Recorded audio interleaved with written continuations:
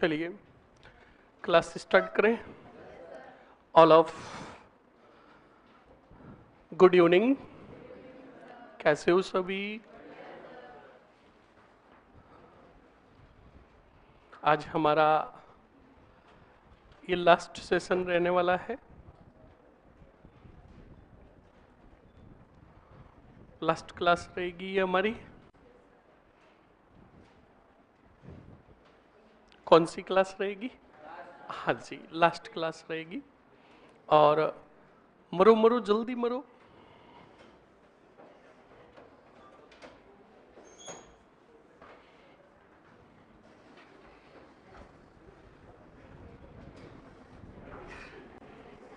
चलिए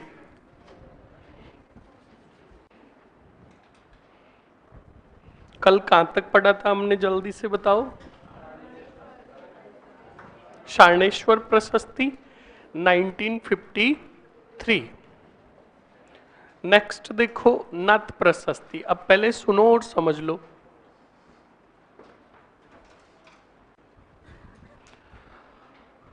अब अच्छे से समझ लो और सुन लो। ये नाथ प्रशस्ति मैंने आपको पहले ही लिखा रखी है, जिसको एक लिंग प्रशस्ति भी कहा गया। और ये एक लिंग प्रशस्ति कहाँ लिखाई है ये भी मैं बता दूं आपको।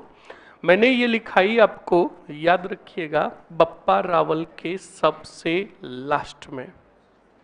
याद कीजिए, सबसे लास्ट का मतलब तीसरा या चौथा पॉइंट था लास्ट का। मैंने लिखाया था एक लिंग प्रशस्ति जो रचित हुई आम्र कवि द्वारा। और आम्र कवि ने एक लिंग प्रशस्ति में लिखा कि बप्पा रावल ने अंतिम दिनों में संन्यास ग्रहण कर लिया। क्या ग्रहण कर लिया? और इनकी मृत्यु जो हुई नागदा में हुई, और इनकी समाधि भी कहाँ बनी हुई है? बोलो बोलो, समझ में आया कि नहीं आया? आया ना? ध्यान रखिएगा। और ये पॉइंट मैंने वहां पे भी लिखाया। इसके अलावा अब देखो, बताओ, बप्पा रावल से रिलेटेड बात हुई तो बप्पा रावल के गुरु कौन थे? बोलो। हारित ऋषि। और हारित ऋषि कौन से संप्रदाय के थे? पाशुपति संप्रदाय। तो लास्ट पॉइंट देखो, पाशुपति संप्रदाय की भी क्या देता है? जानकारी। और इंसान आज से ही प्रताड़ित नहीं है, उस समय के इंसान भी बेचारे आदमी को लुगाइयां परेशान करती थी आभूषण के लिए।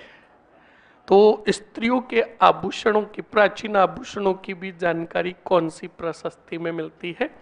नाथ प्रशस्ति में। तो देख लो, नाथ प्रशस्ति एकलिंग प्रशस्ति 971, कैलाशपुरी उदयपुर से, रचना आम्र कवि द्वारा, भाषा कौन सी? और याद कीजिए, मैंने आपको बताया कि 8वीं शताब्दी के बाद जो भी प्रशस्तियां लेख होंगे उनकी लिपि बदल जाएगी और हो जाएगी कौन सी? और पहले जो थी ब्राह्मी लिपि, बताया था ना, ध्यान रखे। इसमें एक तो जानकारी मिलती है मेवाड़ के राजनीतिक और सांस्कृतिक इतिहास की, नागदा का उल्लेख, बप्पा रावल का उल्लेख, स्त्री के आभूषणों का, और पाशुपति संप्रदाय का। लिख लो जल्दी से। ओ हाँ, लिखो।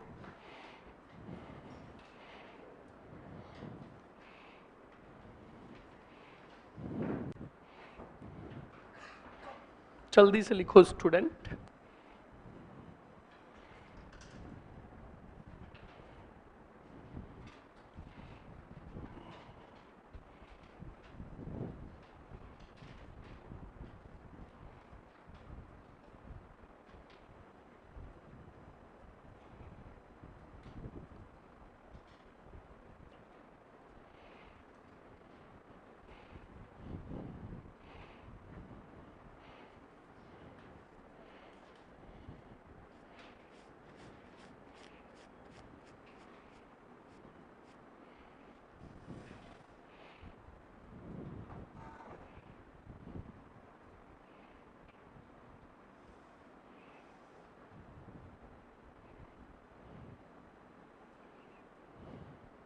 फास्टली लिखो स्टूडेंट, समय हमारे पास कम है, थोड़ा पढ़ना ज़्यादा है।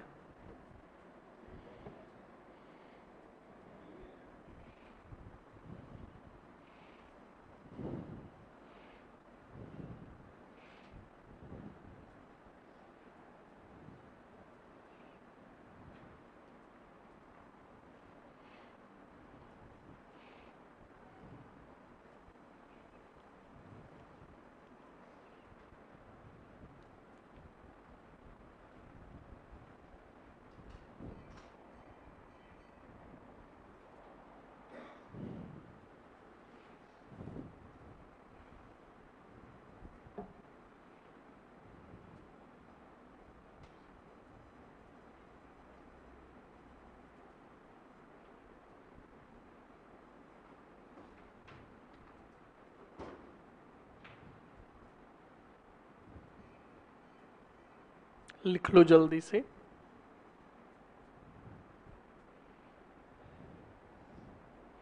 लिख लिया?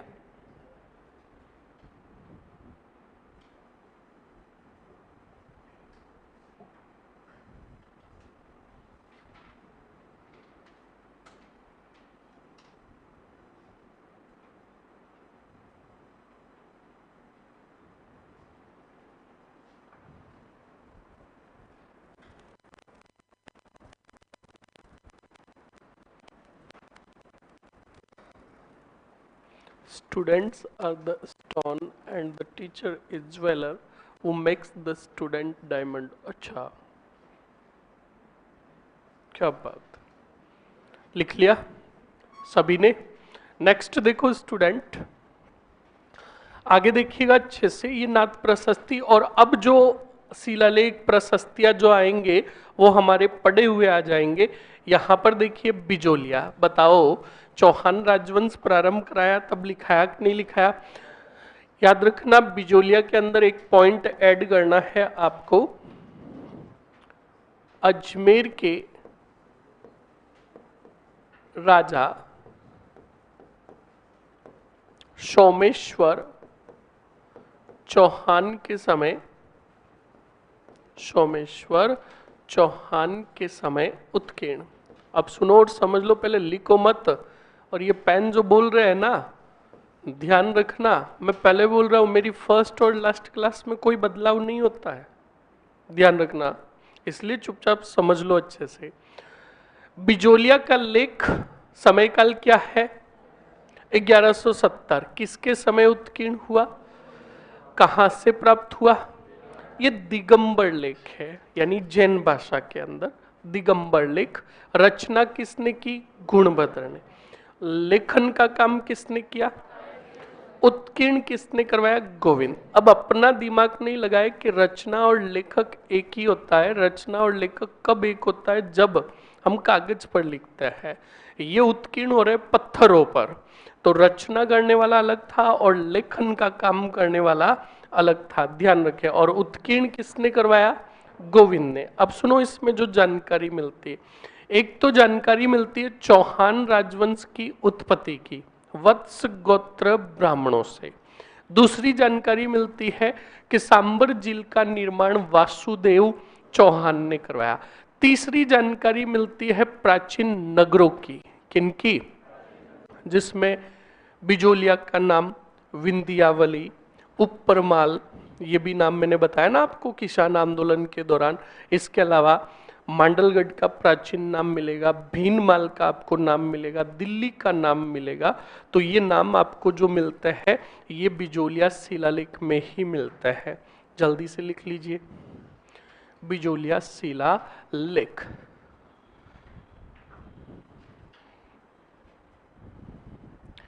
इसके बाद वाली भी क्लास ले लेना sir, last. No, last class किसकी है? अच्छा, पॉलिटी आ गई वापस। हाँ, अब तुम्हारे टी शर्ट मांगने हो, जो भी मांगने हो मांग लेना। तुम्हारे चाणक्य वही है।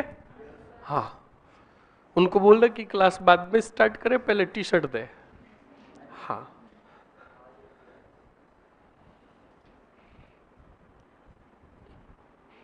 लिखो जल्दी से।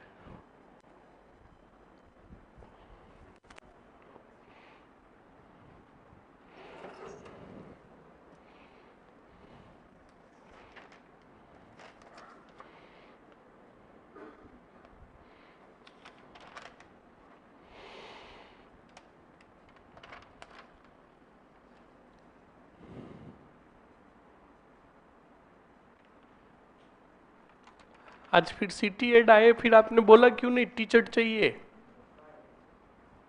बोलो फिर। और ये हमें परेशान करते हो, टी शर्ट दिला दो। समस्याएं बताई सर, कोई समस्या हो तो बताए।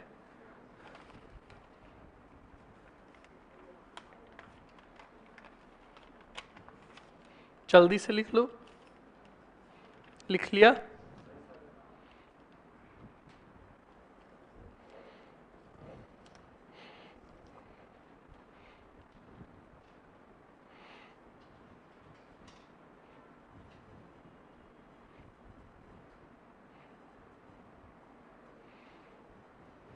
लिख लिया सभी ने? जल्दी से लिखो। क्लास कितने बजे तक है? 8 बजे तक। कमीने मेरी बोल रहा हूं।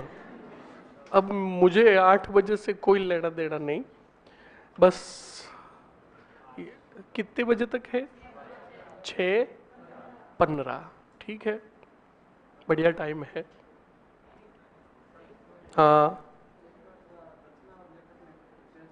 मैंने क्या कहा, ये पत्थर पर काम हो रहा है। पत्थर पर काम यानी एक कारीगर होगा और एक उसे कहेगा कि तू ऐसे लिख ऐसे लिख। तो रचना और लेखन का काम दोनों अलग अलग। रचना और लेखन का काम एक कब होता है? जब हम खुद काम करते कागज पर। समझ में आया ना? ये पत्थर पर लिखे जा रहे हैं। समझ में आया ना? ध्यान रखें इस बात को। लिख लिया सभी ने? नेक्स्ट लिखो तीनों पॉइंट जो मैंने पहले भी लिखाया है आपको।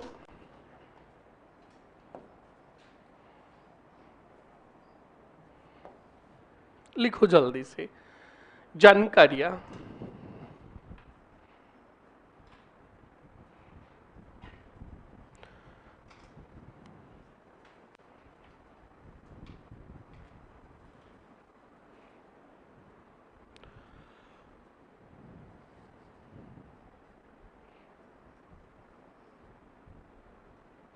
आपके साथ जो ये सफर रहा बड़ा दुखमय, पीड़ादायी और खतरनाक वाला रहा। आज ये समस्याएं सभी क्या हो रही है? समाप्त हो रही है।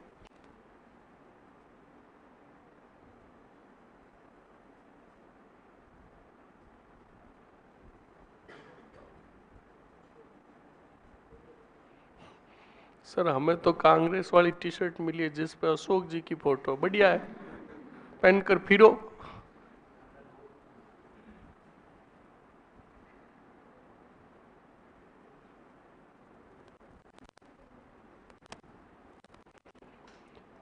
सर जी एक छोटी सी रिक्वेस्ट है आपसे, एक बार क्लास एंड लेकर मतलब स्टार्टिंग से लेकर टोटल कोर्स का शॉर्ट रिवीजन करा दे ताकि हमको अच्छे से याद हो जाए। अभी नहीं, अभी कुछ भी नहीं। आप अभी गजनी मूवी के आमिर खान हो, थोड़ा पढ़ते ही भूल जाते हो। रिवीजन करवाएंगे आपका 2 महीने 3 महीने बाद। जब कोर्स कंप्लीट अब तो हो ही गया है तो 3 महीने बाद आऊंगा।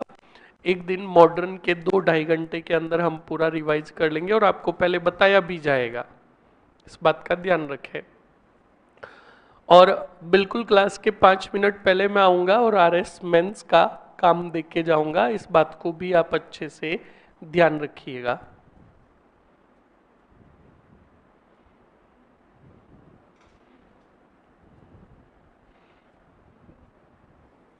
लिख लिया सभी ने? जल्दी से लिखो।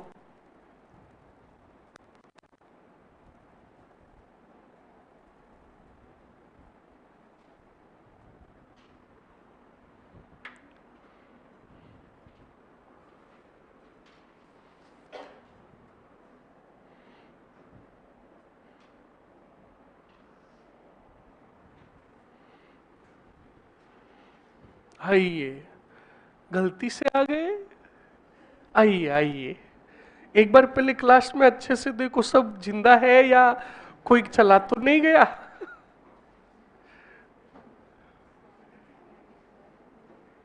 आज ये भटकते भटकते आ गई रे।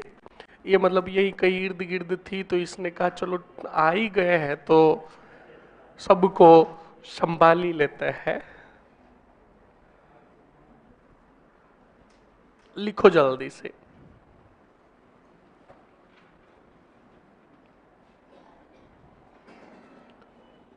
ये छोरियों की भावनाएं ऐसी होती है।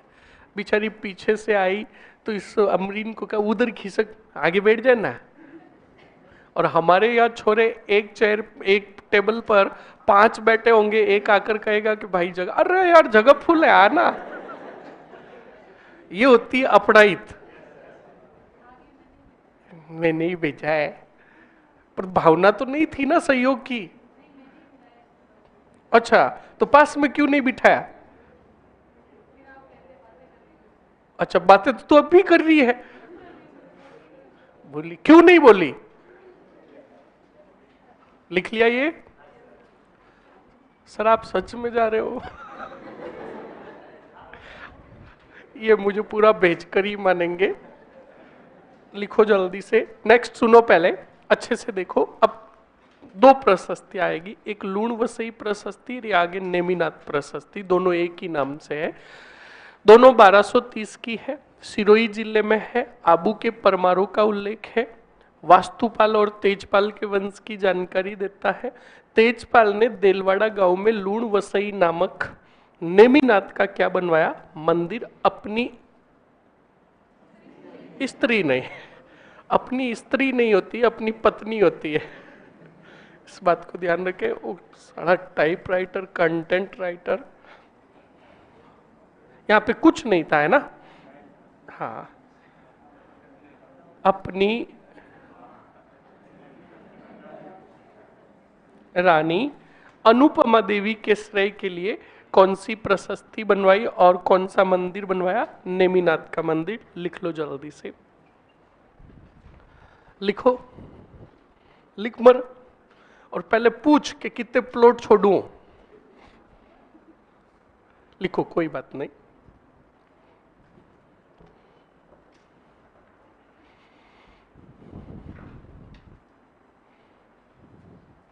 सर आई छत्रपुर नागौर की जानकारी कहाँ मिलती? नागौर में।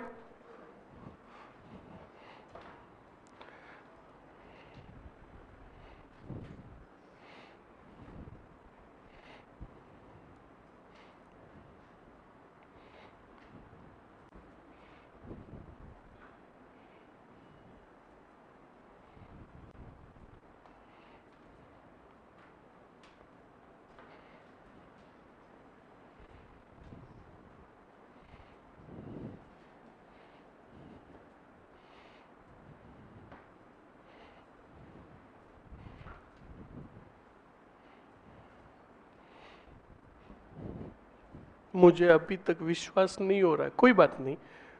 अभी 6:25 के बाद आपको विश्वास 100% हो जाएगा।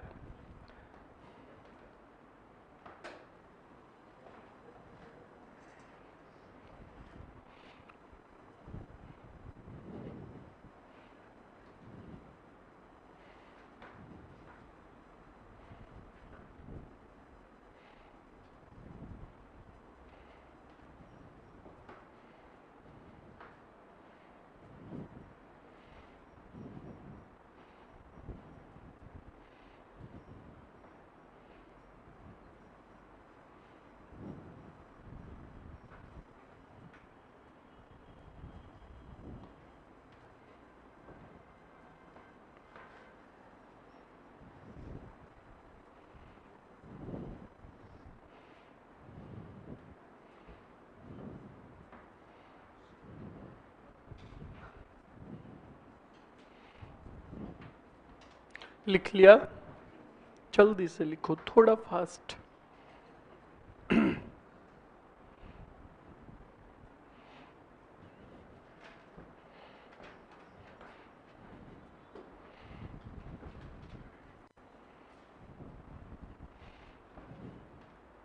लिख लिया? अरे लिख लिया क्या? नेक्स्ट आगे बढ़े। ओके, नेक्स्ट देखिएगा स्टूडेंट, वही नेमिनाथ प्रशस्ति उसी नाम से है। लिख लो 3 पॉइंट, वही वास्तुपाल तेजपाल का वर्णन और नेमिनाथ मंदिर में उत्कीर्ण।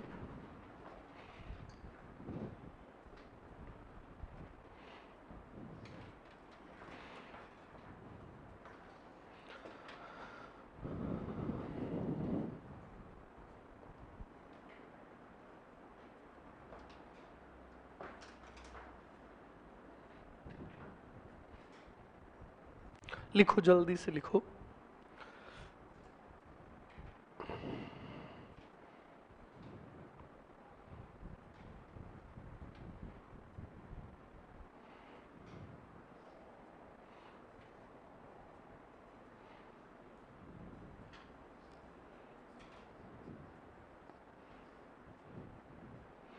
अब श्रृंगी ऋषि का लेख आएगा।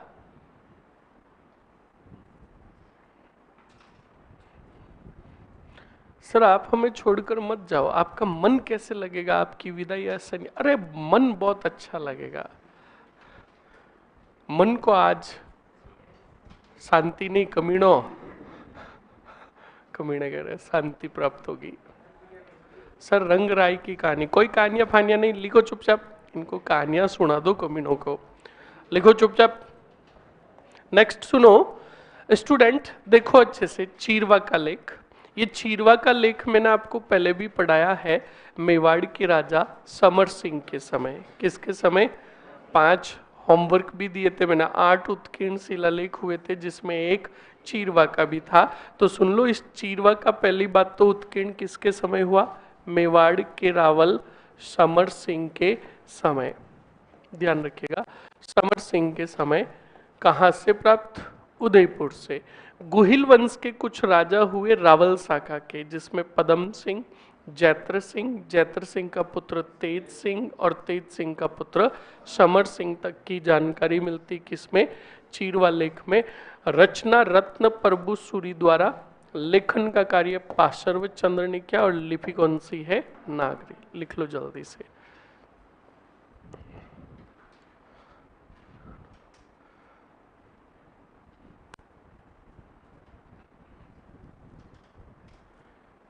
क्या बात है, थैंक यू सर जी, आपने बहुत अच्छा पढ़ाया, धन्यवाद सर। मैं ग्रामीण डाक सेवक हूँ, पद पर पोस्टिंग हूँ, इसलिए आपकी लाइव क्लास नहीं देख पाता।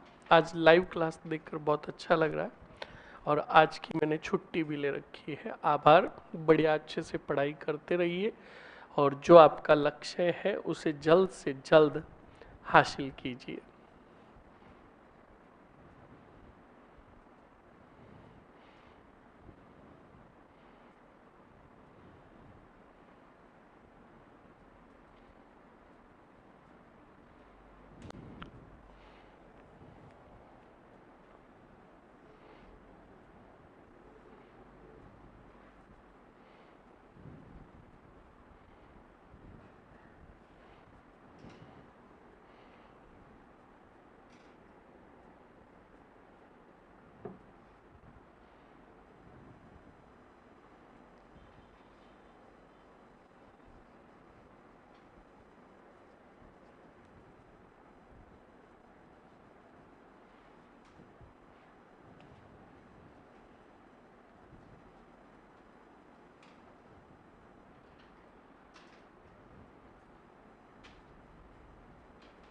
लिख लिया सभी ने?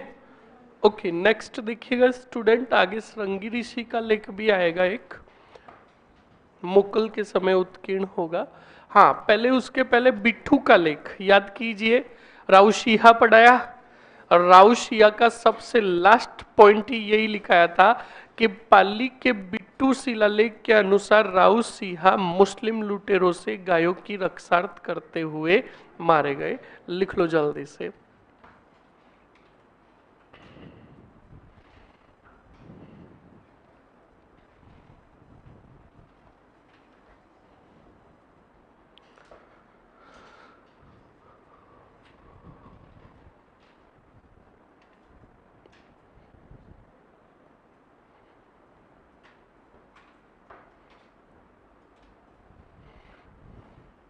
सर बाप सोगन था कि घनी याद आसी, कोई बात नहीं, पढ़ लो मर लो। लिख लिया? लिख लिया? ओके, नेक्स्ट देखिएगा स्टूडेंट। अब देखिएगा श्रृंगी ऋषि का लेख, ये राणा मोकल के समय उत्कीर्ण है। इन्होंने अपनी रानी गौराम्बिका के लिए कुछ कुंड वगैरह बनवाए थे। तो श्रृंगी ऋषि का लेख उदयपुर के कैलाशपुरी में, रचना वाणी विलास को गोली मारो किसने की? योगीश्वर ने। मेवाड़ के राणा मोकल के समय का उल्लेख है ये शिलालेख। राणा मोकल ने अपनी रानी गौराम्बिका की मुक्ति के लिए श्रृंगी ऋषि के पवित्र स्थान पर एक क्या बनवाया था? कुंड बनवाया था। गोली मारो इसको, पॉइंट लिखो तो भी ठीक है, वरना नहीं। राणा लाखा मैंने आपको पढ़ाया था, पढ़ाया ना, और मैंने लिखाया था कि राणा लाखा ने गयासुद्दीन द्वितीय को पराजित करके जनता को 3 करोड़ से मुक्त करवाया, काशी, प्रयाग और गया। ये जानकारी जो देता है कौन सा ऋषि देता है? समझ में आया कि नहीं आया? लिखो जल्दी से।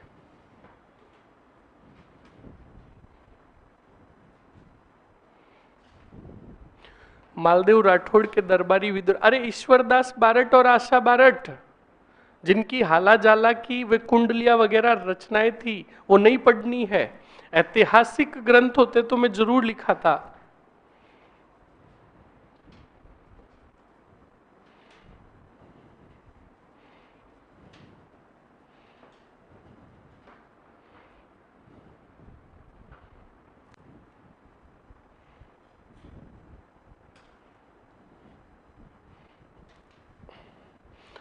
सर जी, सिलेक्शन के बाद आपसे कनेक्ट कैसे रहेंगे? क्या उत्कर्ष टीम आपसे मिलवा दे? तो मैं कोई दुनिया छोड़कर थोड़ी जा रहा हूं भाई, ऐसे क्या कर रहा है?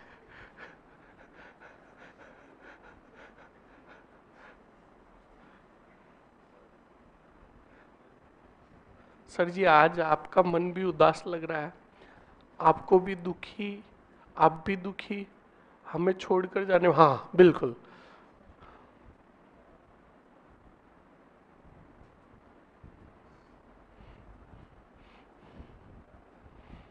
लिख लो जल्दी से।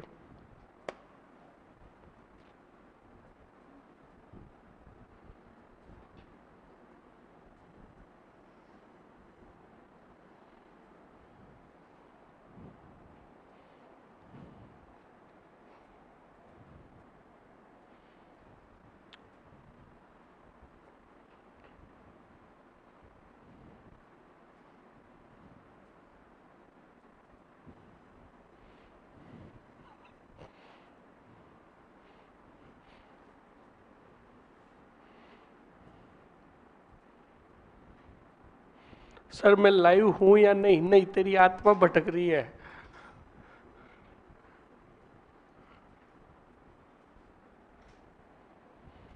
लिख लिया? जल्दी से लिखो।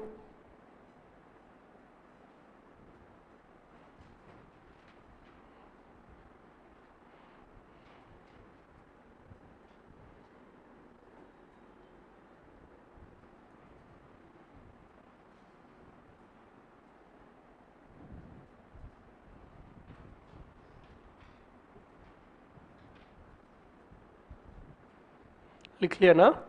ओके, जल्दी से नेक्स्ट स्टूडेंट। अभी देखो, भू राजस्व और प्रशासनिक व्यवस्था है, उनको भी देखना है अच्छे से।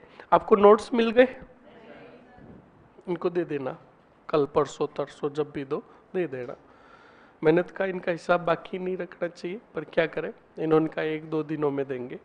अब देखो, रणकपुर प्रशस्ति, याद कीजिए बप्पा रावल का सबसे लास्ट पॉइंट जिसमें मैंने लिखाया था कि रणकपुर प्रशस्ति में काल भोज और बप्पा रावल को अलग अलग शासक बताया गया।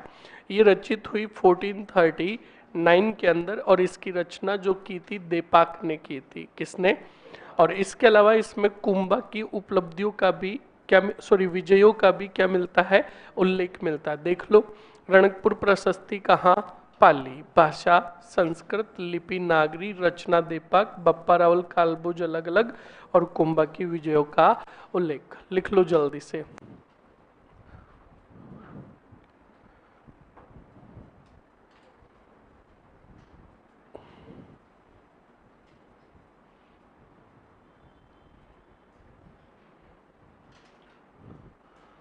गौतम सर, भारमली वाली कहानी बता दो ना, जूते पड़ेंगे।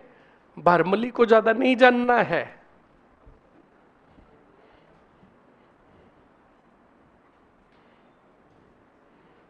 सर हमें रोना, रो लो, क्या फर्क है?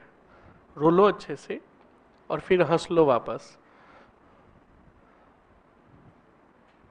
सिंधु सेवड़ा वाली सुना दो सर, वाह, एक का पीछा छोड़ा तो का सिंधु सेवड़ा सुना दो। चुपचाप लिखो, वरना शिलालेखों की संख्या और बढ़ सकती है। कल कम लिखे क्या? हाँ, आप पहले जल्दी से लिख लो, पहले बोल रहा हूं।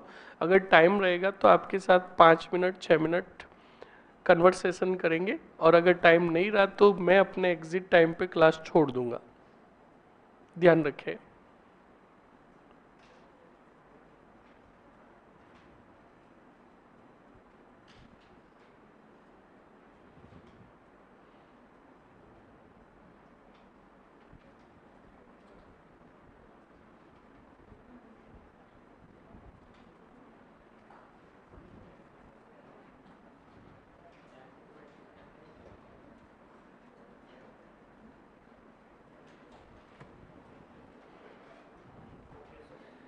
नेक्स्ट स्टूडेंट 1439 के बाद नेक्स्ट अगला जो आ रहा है 1460 कीर्ति स्तंभ प्रशस्ति। देखो उधर तो मिलता था कुंभक की विजयों का उल्लेख और इधर मिलता है, याद रखना, कुंभक की उपाधियों का उल्लेख। दान गुरु, छाप गुरु, हाल गुरु मैंने आपको लिखा है ना, उसकी जानकारी किस में मिलती है? कीर्ति स्तंभ प्रशस्ति में 1460 महेश भट्ट द्वारा रचित। लिख लो जल्दी से। तो लास्ट में समोसे या गुलाब जामुन कुछ तो खिला दो आज। बिल्कुल, आप जब भी आपका मन हो आसपास दुकान देखिए मिठाई की और खाइए। किसने मना किया है? चुपचाप लिखते रहो। खिला दो इन दुष्टियों को, आता जाता तो कुछ है नहीं। बहुत अच्छा किया, वो इकोनॉमिक्स के टीचर है, उनकी आर्थिक स्थिति अच्छी। हम हिस्ट्री वाले युद्ध अभियान पे जाते, खर्चा बहुत ज्यादा होता है,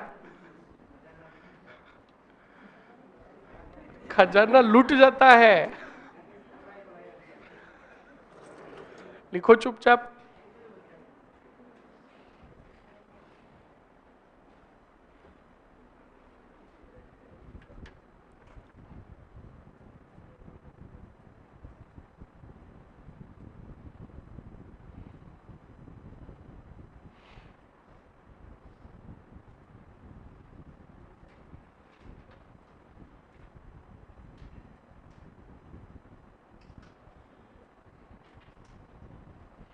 लिखो जल्दी से स्टूडेंट। लिख लिया?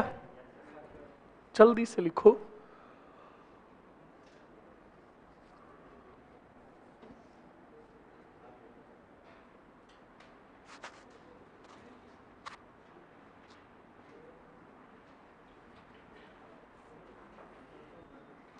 लिख लिया?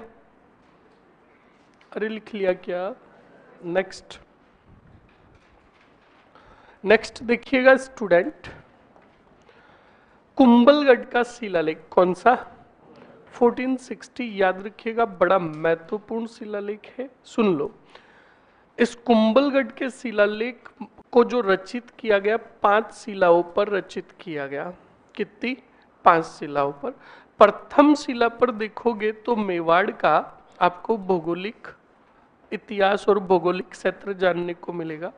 दूसरी शिला पर आप देखोगे तो दूसरी शिला में जानकारी मिलेगी बप्पा रावल से रिलेटेड, और बप्पा रावल को बताया गया है ब्राह्मण कुल का।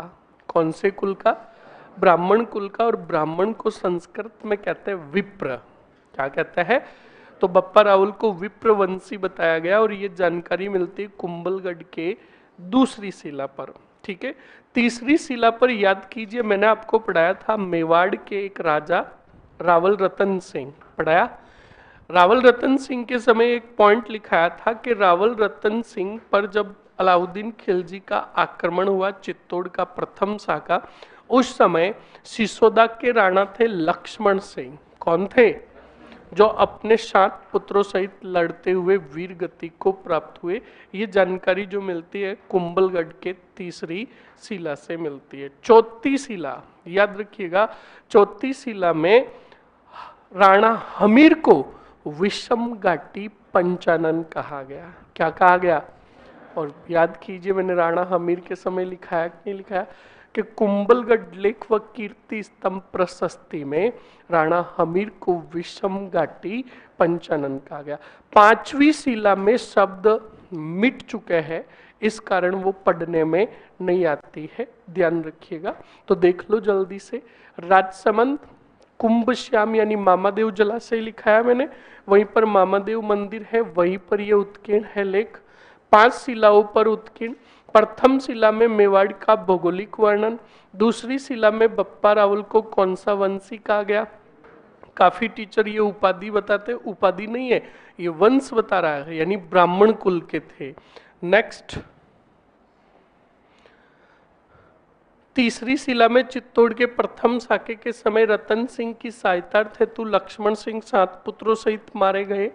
और चौथी शिला में राणा हमीर को कौन सा घाटी, विषम घाटी पंचानन। पांचवी शिला में अप्राप्य जानकारी और इसमें महाराणा की, महाराणा का मतलब कुंभा की विजयों का उल्लेख मिलता है।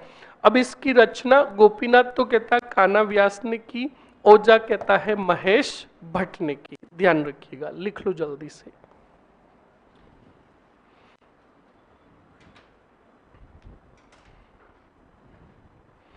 सर उदयपुर अभियान पर कब आ रहे हो? आप सिलेक्शन लीजिए, बिल्कुल आएंगे।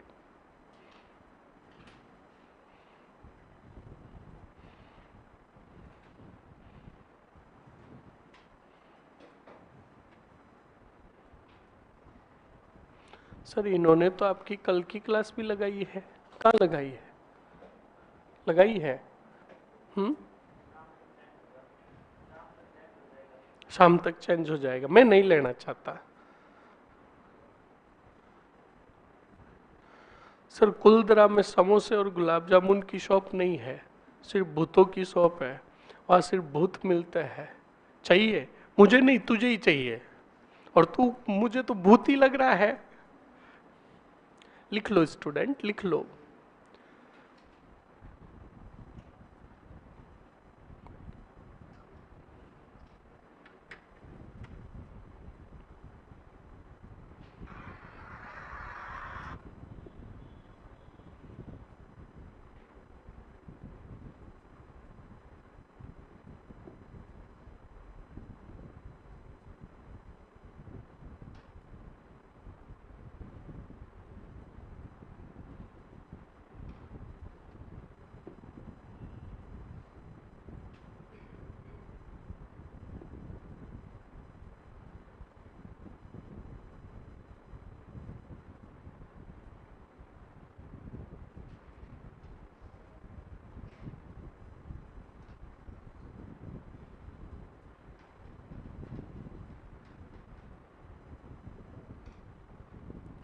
लिख लिया? अरे लिख लिया क्या? नेक्स्ट लिखो स्टूडेंट, लिखो जल्दी से।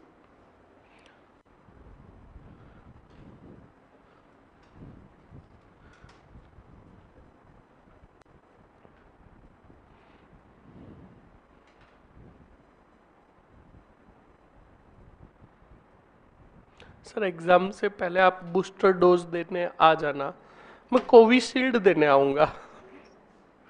हाँ बिल्कुल, आप अच्छे से पढ़ते रहो स्टूडेंट, टेंशन मत लो, पढ़ते रहो बस। और जब भी 1 महीने 2 महीने बाद, बिल्कुल जब भी आपको पता चल जाए कि आरएस उत्कर्ष चैनल पर रिवीजन के तौर पर अगर क्लास लेकर आ जाओ, तो बिल्कुल आप वहां पर भी जुड़ सकते हो।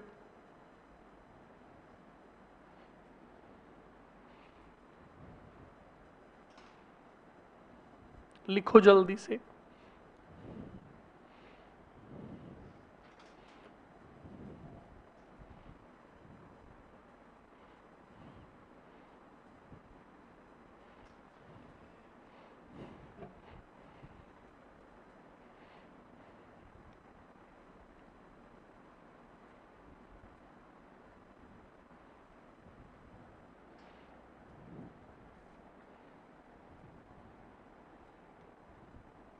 लिख लिया?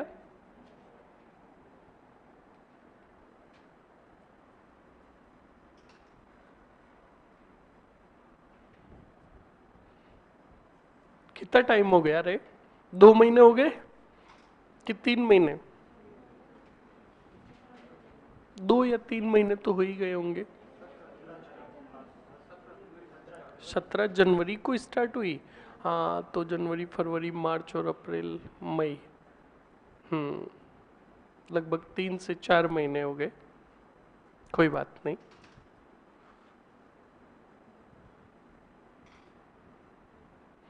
लिखो जल्दी से स्टूडेंट।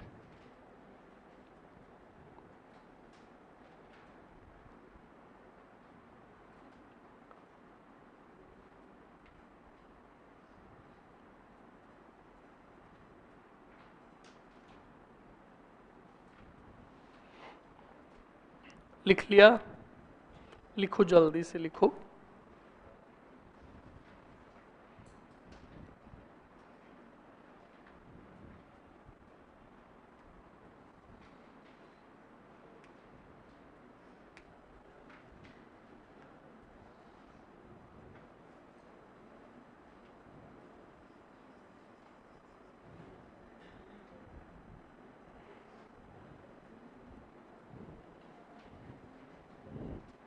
क्या तकलीफ हो रही है शहजादे? हैं? बोल बोल। टेबल जो, अच्छा उधर खिसक रही है। हाँ, जमीन खिसकेगी अब यहाँ पे भी। देखिए स्टूडेंट, कुंभलगढ़ प्रशस्ति वही है, समय वही है, वो कुंभलगढ़ लेक था, ये कुंभलगढ़ प्रशस्ति है, वही राणा कुंभा के समय। और इसमें जो सामाजिक प्रथाएं हैं कुछ उनकी जानकारी मिलती है। लिख लो जल्दी से, जल्दी से लिख लो।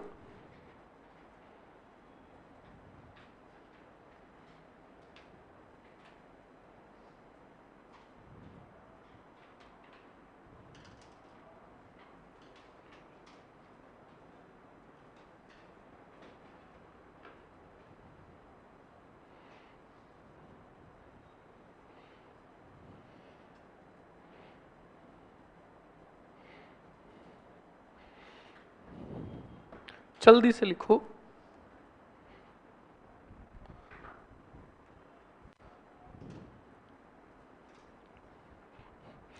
सर जी आप उदास क्यों? आज घर से बिना रोटी दिए निकाल दिया इसलिए उदास हूं। अरे कमीनो लिख लो तुम।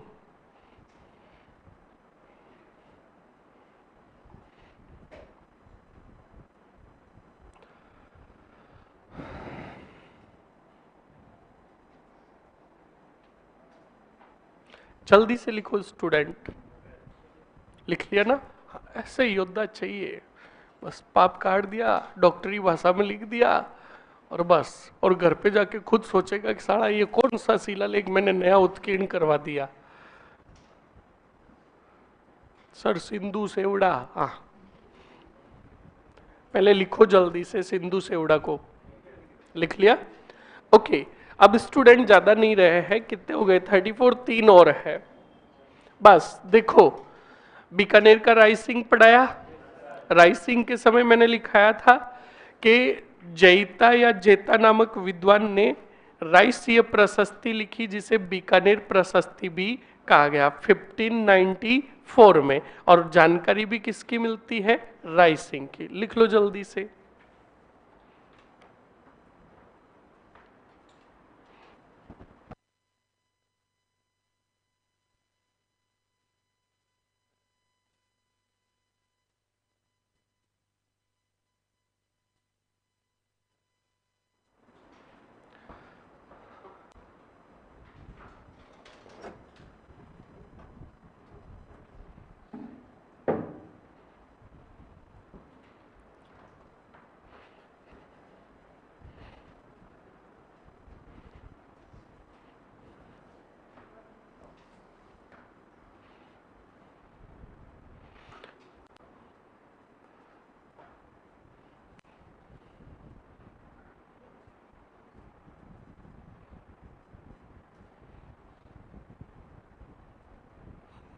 देखो कभी ने मैसेज क्या कर रहे, सिलेक्शन हो गया तो पक्का आपसे मिलने आएंगे।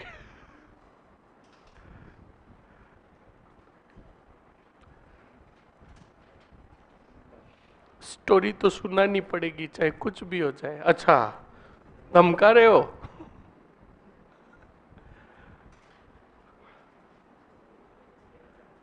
लिख लिया?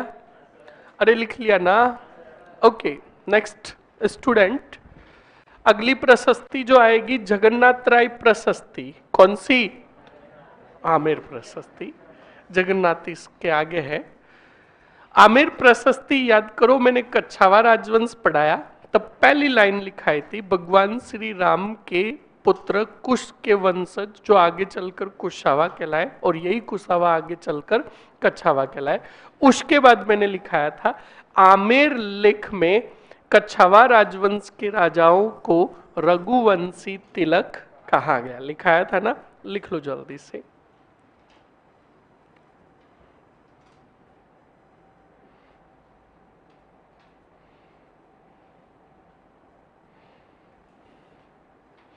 लिख लो जल्दी से। आमेर का लेख, इसके बाद जगन्नाथ राय प्रशस्ति, इसके बाद राज प्रशस्ति और उसके बाद वेदनाथ प्रशस्ति।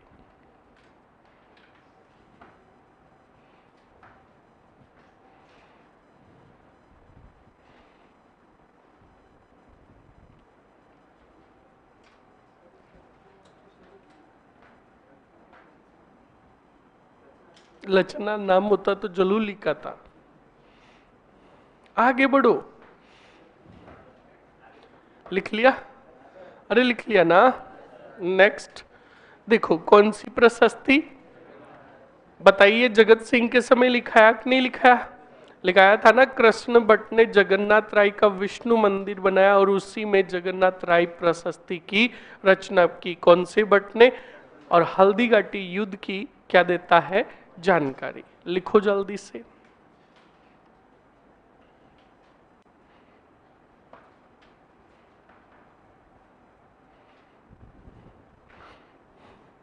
रोशन मर जाएगा, रात को सिंधु से उड़ाएगा आपके सपने में, नहीं सुनाई तो सिंधु से उड़ा का तो मैं ध्यान लगाता हूं।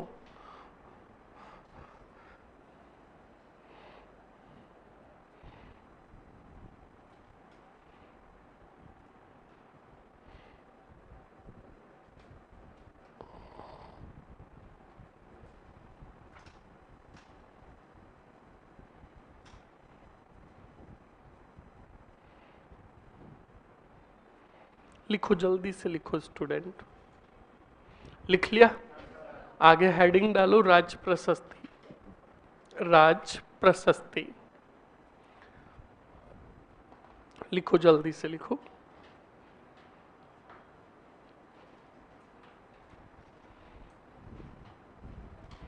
राज प्रशस्ति 1676। ये होमवर्क के लिए जगह खाली छोड़ रखी है, ये भी ध्यान रखना। ऐसे नहीं कि अच्छा इसमें इतना ही लिखना है। हाँ लिखो, राज प्रशस्ति के बारे में देखते हैं कौन क्या लिखता है। लिखो, मैं आ रहा हूं कॉपी चेक करने के लिए। हाँ अभी तो बिना देखा देख लिखना है। अरे मेवाड़ के राणा राज सिंह के समय राजसमंद झील के किनारे नौ चौकी पाल थी। उसी नौ चौकी पाल पर उत्कीर्ण करवाई रणछोड़ भट्ट तैलंग ने 25 शिलाओं पर उत्कीर्ण और विश्व की सबसे बड़ी संस्कृत भाषा की प्रशस्ति। लिख लोगे? अरे बोलो, पक्का के लिखाऊं? लिखाऊं? लिखाऊं? चलो लिख लो। लिख लोगे? ओके। नेक्स्ट लिखो वेदनाथ प्रशस्ति। वेदनाथ प्रशस्ति याद रखिएगा 1719 उदयपुर वांदनवाड़ा नहीं है, बांदवनवाड़ा नहीं है, ये बांदनवाड़ा है। कौन सा वाड़ा? बांदनवाड़ा के युद्ध का उल्लेख मिलता है जिसमें संग्राम सिंह द्वितीय ने रणबाज खां को पराजित किया था, और ये पॉइंट मैंने लिखाया भी था आपको। रचना रूप भट्ट ने की।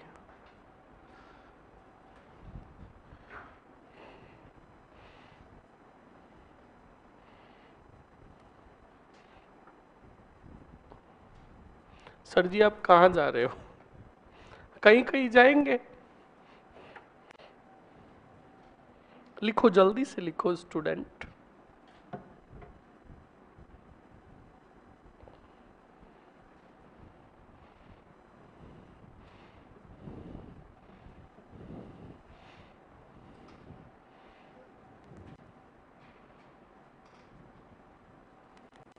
लिख लिया?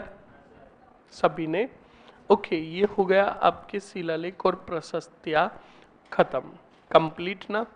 अरे कंप्लीट ना स्टूडेंट्स, कम से कम आपको शिलालेख प्रशस्तियां कितनी हुई? 30, 32, 33 जो भी है सुन लो। इनमें से सुन लो आप। देखो मेरी बात सुनो, ये टॉपिक इसमें से काफी तो बाद में पड़ी हुई आई, पर स्टार्टिंग के जो है ना उनके पॉइंट जिस फैक्ट में मैंने बताया वो उसी रूप में याद करें। एक तो समयकाल, एक कहाँ से, और एक रचना, उत्कीर्ण, लेखन और लिपि और भाषा, ये तो याद रखने ही रखने हैं। उसके बाद उसकी उस प्रशस्ति में, उस शिलालेख में जानकारी किसकी मिलती है, बस इसके अलावा कोई भी पॉइंट नहीं पढ़ना है। समझ में आया कि नहीं आया? इस बात को ध्यान रखोगे। अब जो टॉपिक आ रहा है आपके, अच्छे से याद रखिएगा, वो आ रहा है मध्यकाल के अंदर जो राजाओं का प्रशासन चलता था, वो प्रशासन चलाते कैसे थे। एक राजा दूसरे राजा को पत्र भेजते तो उस पत्र को क्या कहा जाता था, सैन्य दल कैसा था, प्रशासनिक व्यवस्था यानी प्रशासन की व्यवस्था चलती कैसे थी। तो ये चीज हम पढ़ेंगे मध्यकालीन प्रशासनिक व्यवस्था के अंदर। सर जी जोधपुर का गटियाला लेक इंपॉर्टेंट नहीं है क्या? गटियाला मैंने पहले ही लिखा दिया आपको, गुज्जर प्रतिहारों के अंदर लिखाया ना। गटियाला के लेख में याद रखिएगा, ये पॉइंट ध्यान रखें कि गटियाला का लेख जो है गुज्जर प्रतिहार वंश की महत्वपूर्ण जानकारी देने वाला शिलालेख है। दूसरा पॉइंट याद रखिएगा, राजस्थान में सर्वप्रथम सती प्रथा के जो प्रमाण मिलते हैं वो गटियाला शिलालेख से ही मिलते हैं। 861 ईस्वी का है जो कक्कुक ने स्थापित करवाया था। कंप्लीट ना? ध्यान रखें। आपका ट्रांसफर पर्याप्त तो नहीं हो गया? क्यों, वहां क्या मेरे फूल विसर्जन करेगा दुष्टी? मैं यहीं भाई, मैं जोधपुर में ही रहना चाहता हूं, मैं कहीं भी जाना नहीं चाहता। ओके, तो स्टूडेंट अब स्टार्ट करते हैं। एक तो भू राजस्व से रिलेटेड और एक आपके प्रशासन से रिलेटेड। क्या राजवंश के समय प्रशासनिक और भू राजस्व व्यवस्था थी? अच्छे से देख लो। मध्यकालीन प्रशासनिक व्यवस्था आपको लिखने की जरूरत नहीं है। अब रजिस्टर फजिस्टर बंद कर दो, ये प्रिंट आउट मिल जाएगा आपको। और सुनो, अरे आवाज नहीं, पहले सुन लो अच्छे से। ये सिर्फ कुछ भी नहीं है, ये शब्दावली है। मध्यकालीन समय की क्या है? शब्दावली। अब इन शब्दों को जितनी बार पढ़ोगे तभी तुम्हें याद होगा। ध्यान रखें इस बात को। तो देखो, नंबर फर्स्ट, शासक वर्ग की प्रशासनिक व्यवस्था। शब्द दे रखा है, बताओ क्या? फरमान। क्या दे रखा है? अब फरमान का मतलब क्या होता है? तो मुगल बादशाह द्वारा जारी आदेश क्या कहलाता था? बोलो। अब उसी का दे रखा है वापस परवाना। क्या दे रखा है? जब रियासत का राजा अपने अधीनस्थों को जो संदेश जारी करता था, पत्र आदेश जो जारी करता था, वो क्या कहलाता था? परवाना। महाराजा द्वारा अपने अधीनस्थों को जारी आदेश क्या कहलाता? परवाना। निशान, बादशाह के परिवार के किसी सदस्य द्वारा मनसबदार को दी गई अपनी मोहर के साथ जारी आदेश। जैसे इसको उदाहरण के रूप में लेते हैं, जैसे सपोज कीजिए मान सिंह अकबर के दरबार में उपस्थित होते थे और अकबर के परिवार में सपोज कीजिए जहांगीर, जो खुश था किससे? मान सिंह से। तो उसने क्या किया? मान सिंह को कुछ विशेषाधिकार दे दिए, प्लस, हाँ बिल्कुल दे दो इनको, दे दो इनको जल्दी से। और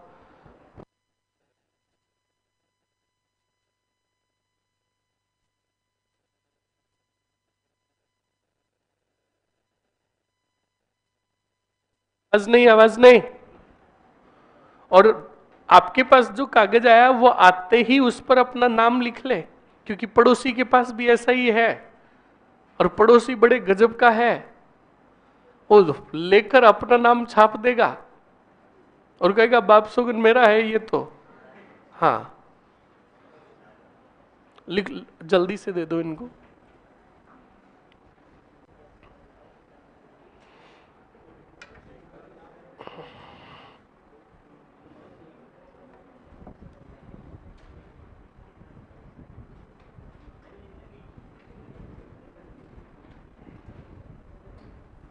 जल्दी से जल्दी से।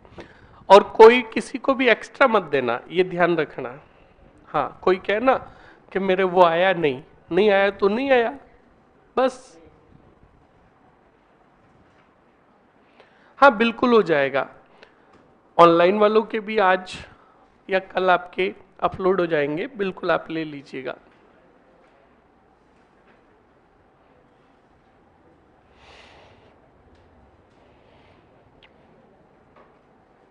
कौन सी है ये?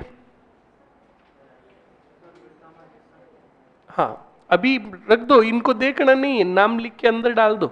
सबके पास एक जैसे ही है। उसके कह रहे तेरे कैसे है रे? हाँ, वो कह रहा मेरे मारवाड़ सेवा संघ है, वो कह रहा मेरे भी यही है। हाँ,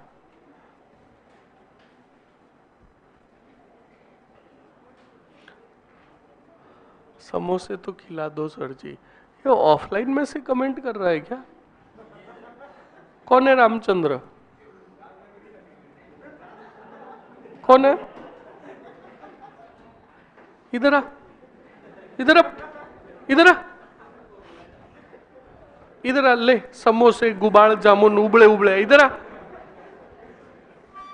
दुष्टी कहीं का। चुपचाप लिखो जल्दी से।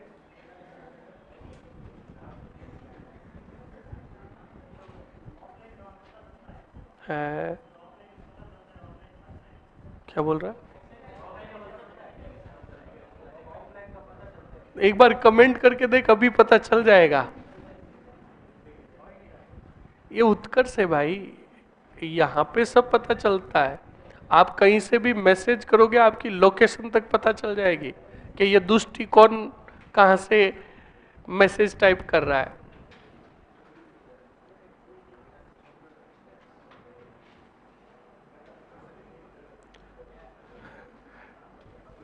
आवाज नहीं रहे।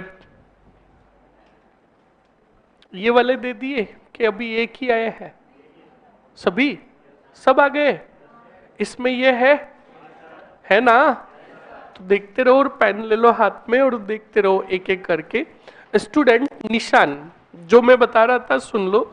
जैसे बादशाह तो अकबर है, और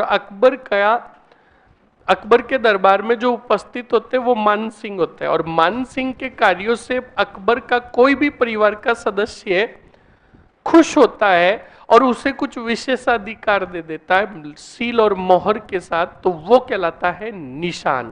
क्या कहलाता है?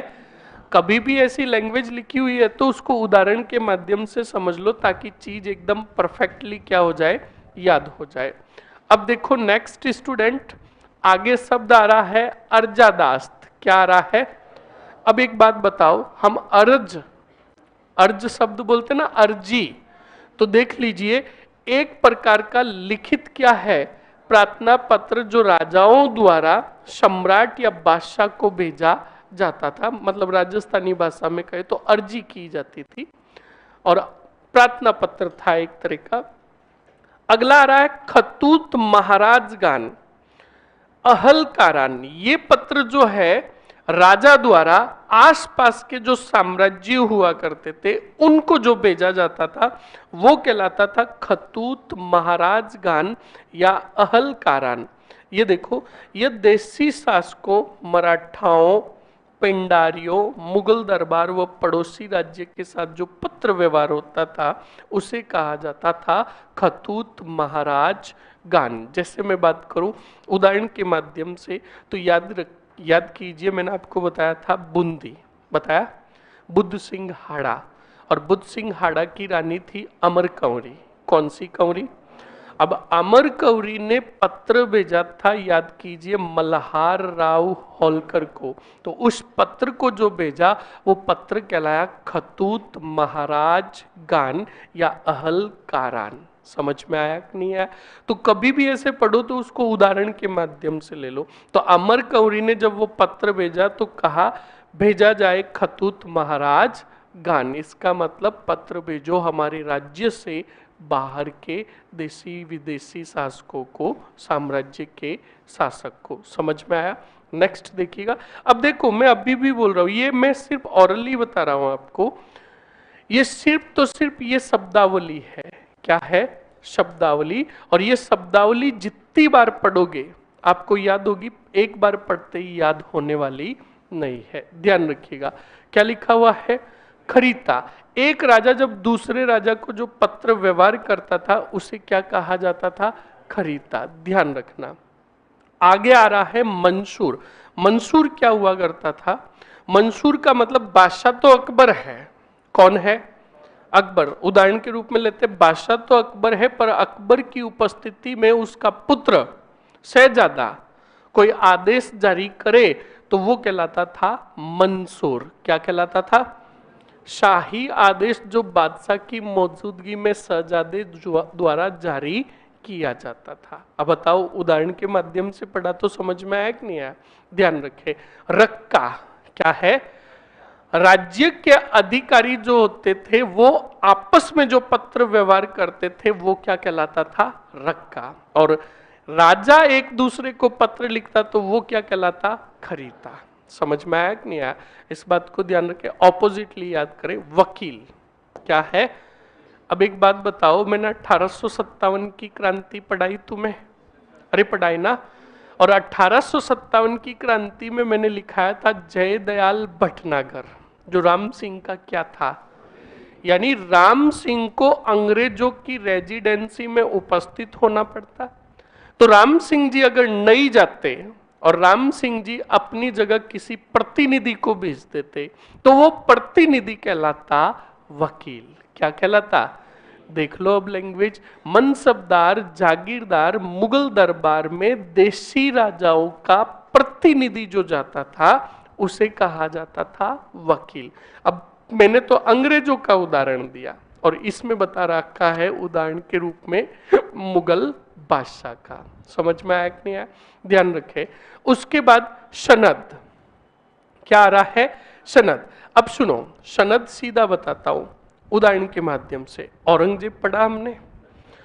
औरंगजेब को जब पता चला कि मेवाड़ के राणा राज सिंह सहायता नहीं कर रहे हैं मेरे भाई दारा सिकों की, तब औरंगजेब खुश हुआ किससे? राज सिंह से। और राज सिंह को सनद दी। क्या दी? सनद डूंगरपुर और बांसवाड़ा की, यानी 2 जागीरें उपहार में प्रदान की। तो वो कहलाई प्रशासनिक भाषा में सनद। क्या कहलाई? अब देखो, यह एक प्रकार की स्वीकृति जिसके द्वारा मुगल बादशाह अपने राजा को क्या प्रदान करता था? जागीरें प्रदान करता था। समझ में आया कि नहीं आया? अब सुनो नेक्स्ट, मंत्री वर्ग। मंत्री वर्ग के अंदर ये तो राजा से रिलेटेड पत्र व्यवहार वगैरह आदेश बताए गए। अब मंत्री वर्ग में कौन से पद हुआ करते थे देख लीजिएगा। नंबर फर्स्ट आ रहा है क्या? प्रधान। क्या आ रहा है? अब सुन लीजिएगा, राजा के बाद रियासत का जो सबसे बड़ा पद हुआ करता था वो क्या हुआ करता था? प्रधान। और जिस रियासत में प्रधान नहीं हुआ करता था तो वहां हुआ करता था दीवान। क्या हुआ करता था? दीवान। तो देखो, प्रधान यह राजा के बाद वह पद जो राज्य का शासन, सैनिक और न्याय संबंधी कार्यों में राजा की क्या करता था? मदद करता था। और राजा की अनुपस्थिति में ये पूरा कार्य कौन संभालता था? प्रधान संभालता था। नेक्स्ट देखो, ये देखो। अब देखो, प्रधान को रियासतों में अलग अलग नाम से जानते थे। जयपुर के अंदर प्रधानमंत्री को क्या कहते थे? मुशाहिब। मारवाड़, मेवाड़, जैसलमेर में प्रधान ही। और बीकानेर में मुख्तियार कहते थे। क्या कहते थे? मुख्तियार। अब देखो, दीवान। मैंने कहा ना, जब प्रधान नहीं होगा वहां कौन सा पद होगा? दीवान। अर्थ विभाग का अध्यक्ष जहां प्रधान नहीं होते वहां कौन होते थे? दीवान। और काम कौन से होते? प्रधान के ही कार्यकर्ता। अब सुनो, कार्य, इसके कार्य कौन से होते? आर्थिक कार्य, कोष और कर से रिलेटेड। ओके। उसके बाद राजा की अनुपस्थिति में प्रशासन की जिम्मेदारी किसकी होती? दीवान की। समझ में आया कि नहीं आया? अब सुनो, बख्शी ये सैन्य विभाग का मुखिया हुआ करता था।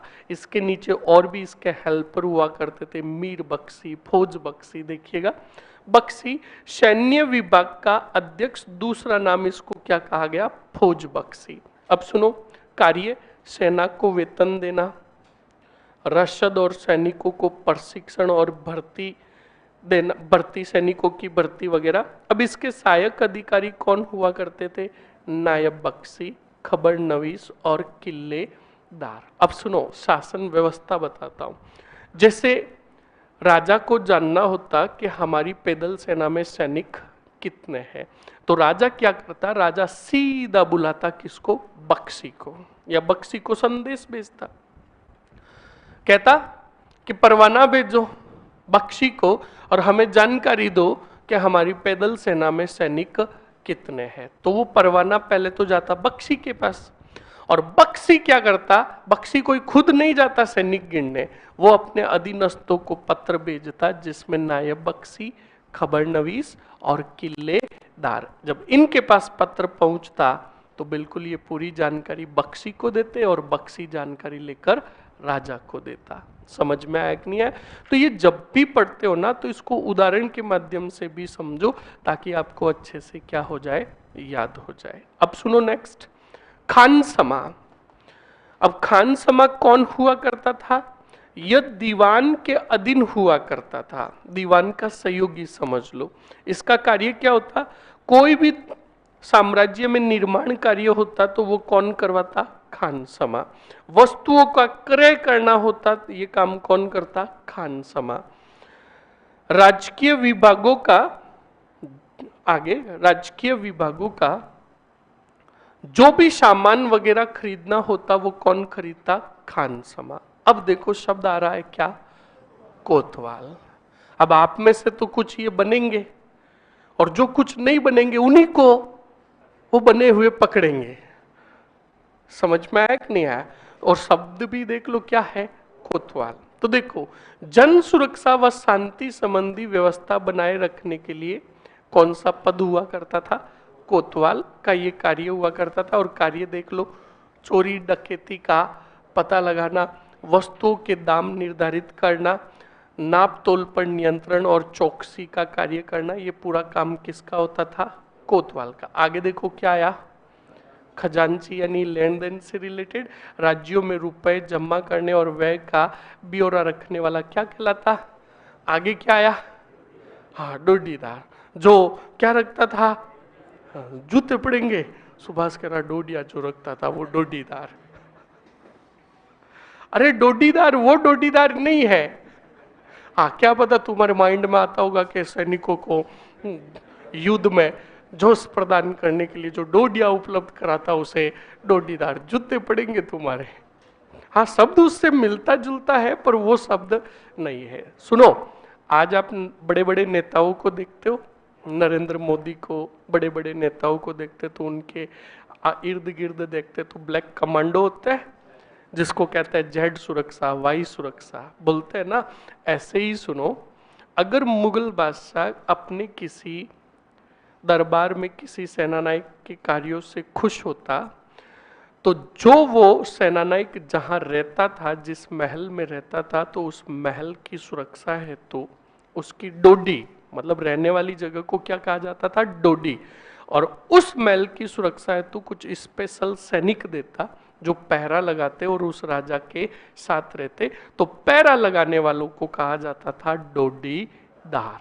समझ में आया ना? अब देखो लैंग्वेज, महल की सुरक्षा, देख रेख व निरीक्षण का जो कार्य करते थे वो क्या कहलाते थे? डोडीदार। अब याद कीजिए, मानसिंह हल्दी घाटी का युद्ध, जब हल्दी घाटी युद्ध के परिणाम के बाद मानसिंह जी अकबर के दरबार में उपस्थित हुए तो अकबर नाराज हुआ किससे? मानसिंह से। और मानसिंह की क्या बंद कर दी थी? डोडी। डोडी का मतलब उसके महल की सुरक्षा और जो स्पेशल सैनिक दे रखे थे उनको क्या कर दिए? समाप्त। मुत्सदी, प्रशासन का संचालन करने वाला अधिकारी जो हुआ करता था क्या कहलाता था? मुत्सदी। अब सुनो, ये तो हमने पढ़ा एक साम्राज्य का, यानी एक रियासत का, और रियासतों में खूब सारे क्या होते हैं? परगने। क्या होते हैं? और इन्हीं परगनों को कहा जाता है ठिकाना। क्या कहा जाता है? तो देखो, परगना राज्य से छोटी इकाई, राज्य का मतलब रियासत से छोटी इकाई क्या कहलाता था? परगना। अब परगने में जो पद हुआ करते थे देखो, आमिल। कौन हुआ करता था? परगने का सबसे महत्वपूर्ण अधिकारी और सबसे ज्यादा वेतन ठिकाने पर जो मिलता था वो किसको मिलता था? आमिल को। समझ में आया कि नहीं आया? इस बात को ध्यान रखिएगा। नेक्स्ट, इसके कार्य परगने में राजस्व की क्या वसूली करना, रेवेन्यू जो भी हुआ करती थी उसको आमिल कलेक्ट करता था। सहायक अधिकारी इसके कौन हुआ करते थे? अमीन, कानूनगो, पटेल, पटवारी और चौधरी। ध्यान रखिएगा, ये चौधरी भी पद हुआ करता था पहले, इस बात को ध्यान रखें। और एक परगने के अंदर एक ऋण भी दिया जाता था, तकावी ऋण, जो हजारों बार एग्जामों में पूछा हुआ है। सूखा पड़ने पर दिया जाने वाला किसानों को ऋण क्या कहलाता था? तकावी ऋण। कौन सा ऋण? तकावी ऋण कहलाता था। अब सुनो, हाकिम, याद कीजिए मैंने आपको बताया भी था कि दुर्गादास राठौड़ को विजयपुर का क्या नियुक्त किया था? हाकिम। अब हाकिम क्या होता है? परगने के लेवल पर शासकीय व न्याय संबंधी कार्य हेतु परगने का सर्वे सर्वा, परगने का मतलब ठिकाने का सर्वे सर्वा हुआ करता था। कौन? हाकिम। फौजदार, परगने का दूसरा उच्च अधिकारी जो पुलिस व सेना का क्या हुआ करता था? अध्यक्ष। अब देखो यहाँ पे फौजदार है और उधर था बख्शी। क्या था? बख्शी। ध्यान रखे। और एक उधर कोतवाल भी पढ़ा हमने, तो ध्यान रखे। ओहदेदार क्या है? जो परगना बड़ा होता, उस परगने में अगर हाकिम को सहयोग की जरूरत पड़ती, किसी और अधिकारी की जरूरत पड़ती, तो वो क्या कहलाता था? ओहदेदार। बड़े परगनों में हाकिम की सहायता हेतु नियुक्त अधिकारी जो होता वो क्या कहलाता? ओहदेदार। अगला शब्द देखो, खुफिया नवीस। खुफिया जो जानकारी देते थे, गुप्तचर जिनको तुम बोल सकते हो, परगने की रिपोर्ट दीवान के पास देने वाले अधिकारी कहलाते थे खबर नवीस। कौन से नवीस? अब देखो, अब कौन सा प्रशासन आ रहा है? तो सुनो, अब ये शासन व्यवस्था जो थी कैसी थी? त्रिस्तरीय। कैसी थी? सबसे पहले रियासत, रियासत के बाद परगना, और परगने के बाद गांव, और गांव के समूह मिलकर ही एक ग्रामीण, और फिर खूब सारे गांव मिलकर क्या बनाते थे? ठिकाना, और खूब सारे ठिकाने मिलकर राज्य या रियासत। तो इस तरह कितने स्तरीय प्रशासन व्यवस्था हुई? त्रिस्तरीय। ध्यान रखिए। देखो, गांव सबसे छोटी इकाई, गांव व ग्राम समूह का मुखिया क्या कहलाता था? ग्रामिक या पटवारी। ग्रामिक पटवारी का कार्य क्या होता था? भू संबंधी कार्य और राजस्व को क्या करना? इकट्ठा करना। और अब देखना, ग्रामीण क्षेत्र के अंदर खेत वगैरह होते हैं, किसानों की फसलें, अनाज होता है, तो उसकी रक्षा करने वाला, सुरक्षा करने वाला और प्लस फसल को मापने वाला उन्हीं से रिलेटेड आएंगे। ये देखिएगा, सहयोगी, इसके सहयोगी कौन होते थे? देखो, कनवारी। कौन होते थे? जिसे कहा जाता था खेत का रक्षक। दफेदार, गांव का लेखा जोखा रखने वाला क्या कहलाता था? और तलवारी, जो भी फसल, किसानों की जो फसलें हुआ करती थी, जो माप तोल करता था, उसे क्या कहा जाता था? तलवारी। अब कौन सा संगठन आया है? बोलो। सैनिक संगठन। राजा की सेना क्या कहलाती थी? अहदी। क्या कहलाती थी? सामंतों की सेना जमीयत। क्या कहलाती थी?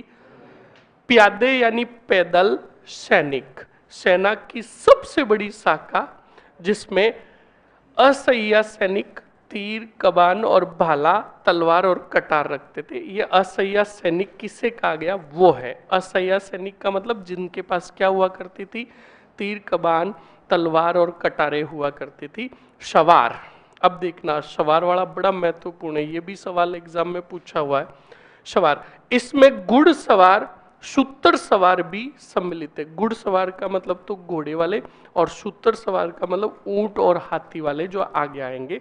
निम्न अस्पा क्या दे रखा है? अब निम्न अस्पा का मतलब क्या?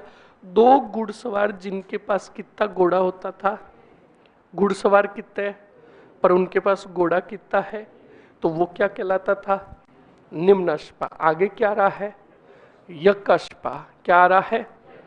वह घुड़सवार जिसके पास यानी एक घुड़सवार एक घोड़ा, वो क्या कहलाता था? यक अस्पा। फिर आएगा दू अस्पा, एक घुड़सवार दो घोड़े। फिर सिंह अस्पा, एक घुड़सवार तीन घोड़े। बोलो समझ में आया कि नहीं आया? तो स्टार्ट करना है हमें निम्न अस्पा, यक अस्पा, दू अस्पा और तीर अस्पा। समझ में आया कि नहीं आया?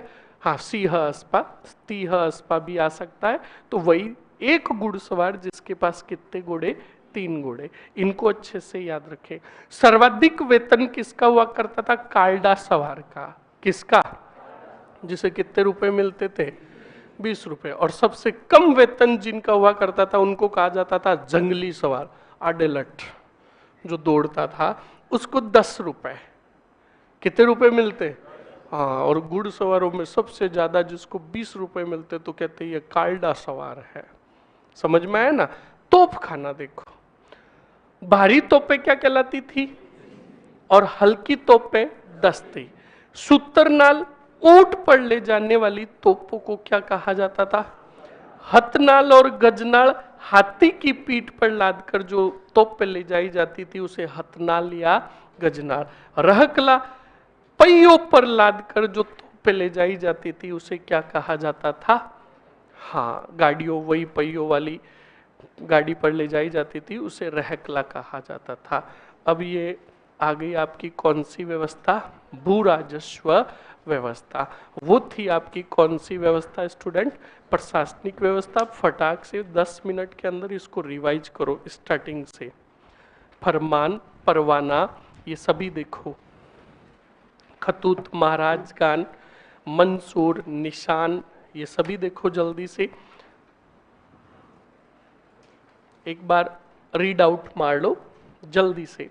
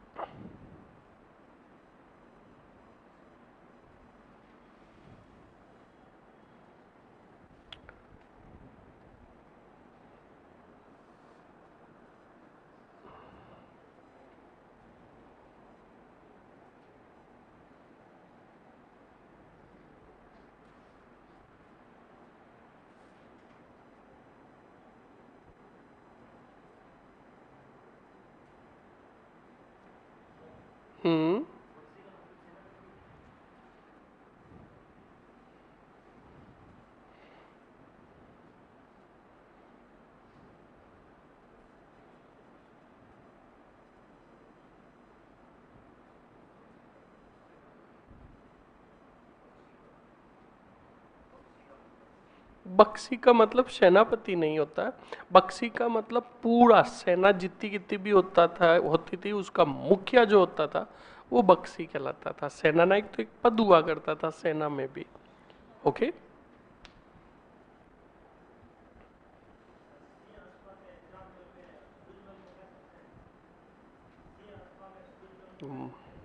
मर जाएगा। सूरजमल तो खुद राजा था, दुष्टी कहीं का। ये सैनिकों का बताया है मैंने। तो क्या हो गया? तो राजा के पास तो पूरे घोड़े थे, उसको सी अस्पा क्यों कहेगा तू? ये सैनिकों का संगठन है, न कि राजा का।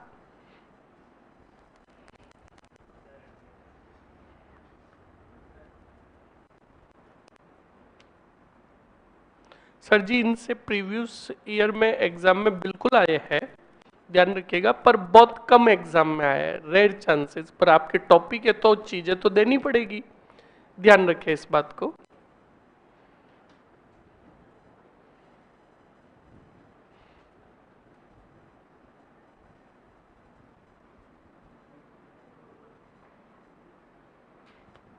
लिख लिया? लिख लिया क्या? पढ़ लिया? अब भू राजस्व व्यवस्था देख लो स्टूडेंट जल्दी से। अब देखो, भूमि का वर्गीकरण दो भागों में किया गया। सबसे पहले राजस्व के आधार पर देखो क्या भूमि आ रही है, खालसा भूमि। याद रखिएगा, राज्य की जो सबसे उपज और पैदावार वाली जो भूमि हुआ करती थी उसको क्या कहा जाता था? खालसा भूमि। राज्य का सीधा नियंत्रण हुआ करता था उस पर। अधिक पैदावार वाली भूमि खालसा भूमि में रखी जाती थी। जागीर भूमि, यह भूमि सामंत व अन्य व्यक्तियों को राज्य के प्रति सेवा करने के कारण उन्हें दी जाती थी, जिसको हम जागीरदार भी कहते थे। ओके, और उनके अधीन जो भूमि रहा करती थी वो जागीर भूमि कहलाती थी। इजारा भूमि, अब हम ये आज का शब्द है, इजारा, मुकाता और ठेका भूमि देते हैं ना हम। तो देख लो, इसे ठेका, आंखबंदी, मुकाता के नाम से भी जाना जाता है, जिसके अंदर भूमि मतलब एक निश्चित समय के लिए दे दी जाती है और पैसे पहले ही तय कर लिए जाते हैं और फिर साल दर साल वो पैसे लिए जाते हैं, जिसको इजारा भूमि, ठेका भूमि भी कहता है। जैसे भाई कह दिया किसानों को कि भाई ये मेरी 500 बीघा जमीन है, मुझे तो इस साल के तो 5 लाख रुपए दे दे, कितनी उपज हो मुझे कोई लेना देना नहीं, पूरी तेरी है। तो वो ठेका हो गया एक तरीके का, समझ में आया ना? ध्यान रखे इस बात को। उसे इजारा भूमि कहा जाता। गरुहाला भूमि, कौन सी भूमि? हाँ, अब देखो ऐसी ऐसी लैंग्वेज यानी शब्दावली पूछी जाएगी, गरुहाला से क्या तात्पर्य, 4 बातें दे रखी होगी। अब उनमें से सही जो है आपको चयन करना है। उच्च जाति के व्यक्तियों तथा राज्य के अधिकारियों को कृषि में रियायतें दी जाती थी और जो भूमि दी जाती थी उसे कहा जाता था कौन सी भूमि? गरुहाला भूमि। मुश्तरका भूमि, राज्य की ऐसी भूमि की आय जो राज्य व जागीर दोनों में बढ़ती थी। मतलब कुछ भूमि ऐसी भी हुआ करती थी जो राज्य के अधीन भी होती थी और जागीरदार के अधीन भी होती थी, और उस भूमि से जो भी उपज होती थी वो दोनों में बढ़ती थी। उस भूमि को कहा जाता था कौन सी भूमि? मुश्तरका भूमि। अब देखो अनुदानित भूमि, अनुदानित भूमियों में भी कई प्रकार होते थे, जैसे इनाम भूमि। इनाम भूमि यानी इनाम के रूप में जो भूमि दी जाती थी वो लगान मुक्त भूमि होती थी, उससे कोई भी प्रकार का लगान टैक्स वसूला नहीं जाता था। डोली भूमि, या आज भी गांव में बोलते कि भाई आज डोली है, बोलते कि नहीं बोलते? डोली भूमि यानी पुण्यार्थ कार्य हेतु दी जाने वाली भूमि, इसको ना तो बेचा जा सकता था ना कोई बात। दूसरी डूमबा भूमि, कौन सी? कृषि योग्य भूमि बनाना। ये पाली और देसूरी जो जंगली क्षेत्र जो था, बंजर क्षेत्र भूमि जो हुआ करती थी, उसको कृषि योग्य भूमि में कन्वर्ट करते थे, तो उसे क्या कहा जाता था? डूमबा भूमि। ओके, नेक्स्ट, उपजाऊपन के आधार पर वर्गीकरण। कोटा राज्य के राजा कौन से सिंह? कब? 1807 में सर्वप्रथम क्या करवाया? और याद कीजिए, हमने बाद में भू बंदोबस्त बिजोलिया में पढ़ा, अलवर में पढ़ा और सीकर में भी पढ़ा। तो सबसे पहले भू बंदोबस्त कोटा में हुआ जालिम सिंह के समय 1807 में, ध्यान रखें। अब सुनो, कुछ भूमियों के प्रकार है बीड़ भूमि या कच्छ भूमि। नदी नालों के समीप जो भूमि हुआ करती थी उसको कौन सी भूमि कहा जाता था? बीड़ भूमि। माल भूमि, काली उपज भूमि, इसको तुम सिंचित भूमि भी बोल सकते हो। मैंने तुम्हें कहा भी था बिजोलिया में जब मैंने पढ़ाया था, एक सिंचित और एक असिंचित बताया ना। अब मैं वहां पर माल भूमि और चाही भूमि बोलता तो तुम्हें पता ही नहीं चलता। समझ में आया ना? तो माल भूमि का मतलब काली उपजाऊ भूमि जो हुआ करती थी उसे माल भूमि। हकत बकत की भूमि, जो भूमि खेती योग्य और खेती हेतु जो जोती जाती थी उसे कहा जाता था हकत बकत की भूमि। डीमड़ू भूमि, कौन सी भूमि? हाँ, कुएं या गड्ढे के पास वाली जमीन जो हुआ करती थी उसे क्या कहा जाता था? डीमड़ू। अब देखो, चाही और पीवल भूमि, तालाबों व कुओं से सिंचित भूमि जो हुआ करती थी उसको चाही भूमि, पीवल भूमि और माल भूमि कहा जाता था। अब सुनो, तलाई भूमि, तालाब के पास वाली भूमि तलाई भूमि। अब देखो, बारानी भूमि, वह भूमि जिस पर सिंचाई की सुविधा उपलब्ध नहीं हो, यानी असिंचित भूमि। तो अब बताओ, वहां पर मैं बोलता बारानी भूमि और चाही भूमि, कि चाही भूमि के साथ साथ बारानी भूमि में भी करो मैं वर्दी कर दी, तुम तो कहते कई चारानी चारानी बढ़ा दिए या 12 आनी बढ़ा दिए। समझ में आया ना? तो अब समझो अच्छे से, लैंग्वेज सेट करो। सिंचित भूमि का मतलब चाही और पीवल भूमि, और असिंचित भूमि का मतलब बारानी भूमि। समझ में आया कि नहीं आया? नेक्स्ट, गोरमो भूमि, गांव के पास वाली भूमि को गोरमो। और आज भी ग्रामीण क्षेत्रों में काफी जो फार्म हाउस होते हैं उनके नाम होते हैं गोरवा, होते कि नहीं होते? ध्यान रखिएगा, यानी गांव के जस्ट समीप जो भूमि हुआ करती थी उसको गोरमो कहा जाता था। सिंचाई के कुछ यंत्र है पुराने, रेट, अरगट, पावटी, रिया, चड़सा और ढीकली। ये यंत्र है किसके?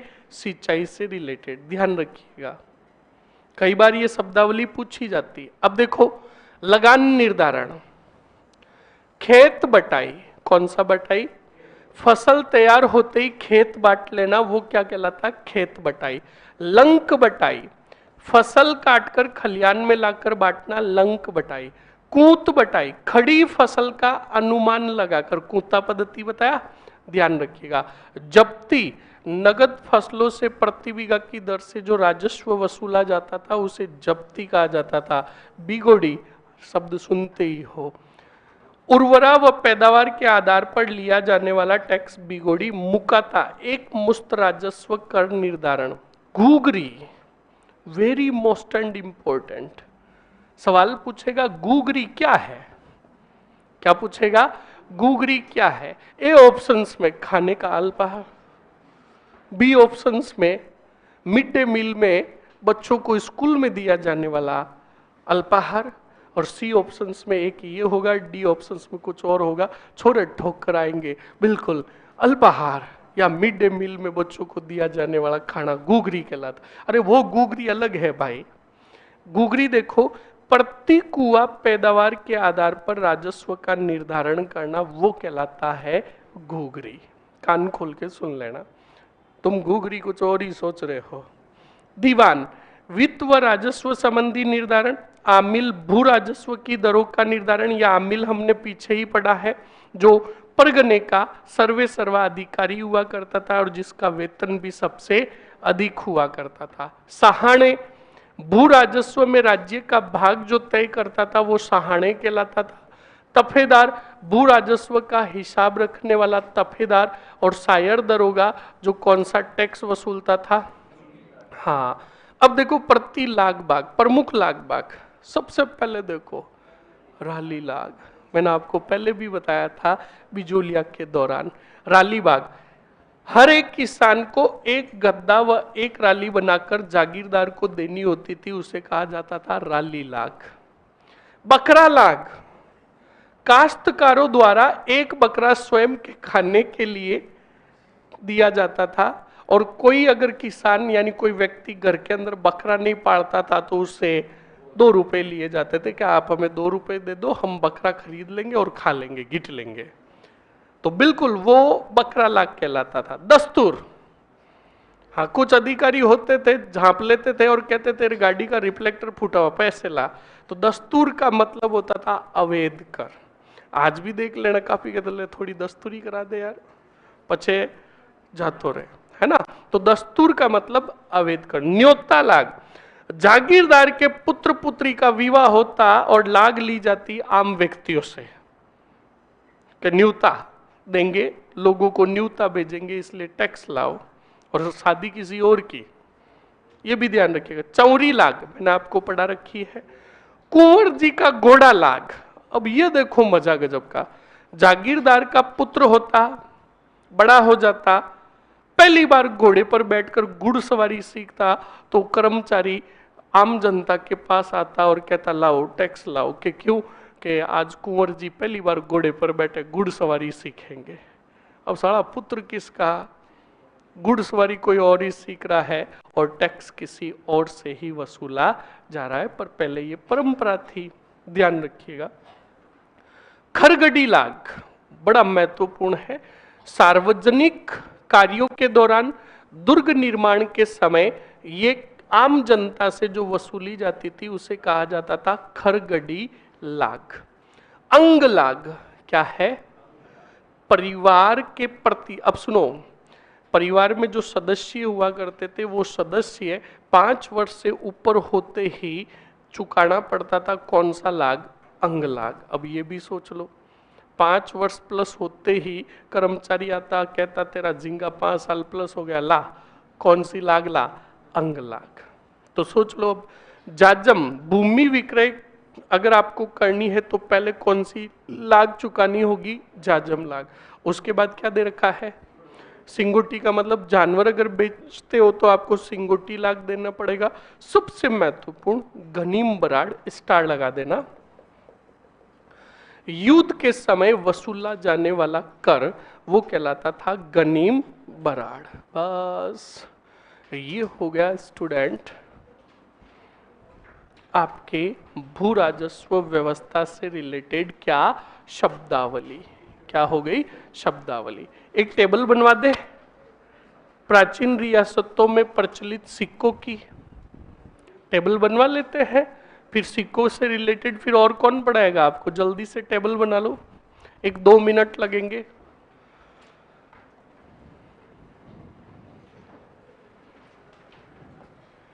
आवाज नहीं रही, प्राचीन रियासतों में, अरे आवाज नहीं, प्रचलित, प्राचीन रियासतों में प्रचलित सिक्के। Number first Amer.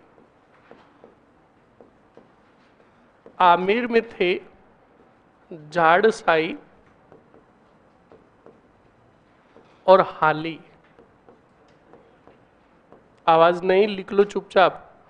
मारवाड़, मारवाड़ में थे, और एक वो भी लिख लेना, रश कपूर। रश कपूर नाम के सिक्के चलाए थे जगत सिंह द्वितीय ने। मारवाड़ में लिखोगे विजय शाही, विजय शाही, गदिया व फदिया लिखाया था, बताया भी था मैंने, याद कीजिए जब राउत चंद्र सेन ने पोखरण की जागीर को जैसलमेर के भाटियों को बेचा था, तब ये मुद्रा मैंने बताई थी। मारवाड़। उसके बाद याद रखोगे बीकानेर। बीकानेर में गजशाही और गंगशाही, गजशाही और गंगशाही। जैसलमेर, जैसलमेर में याद रखोगे स्टूडेंट अक्खे शाही, अक्खे शाही व मोहम्मद शाही, मोहम्मद शाही, अक्खे शाही व मोहम्मद शाही। जैसलमेर के बाद मेवाड़। मेवाड़ में याद रखिएगा स्टूडेंट, मेवाड़ में गजब के सिक्के थे, ढींगला,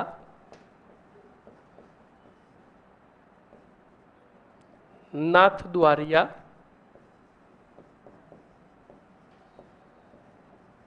त्रिशूलिया,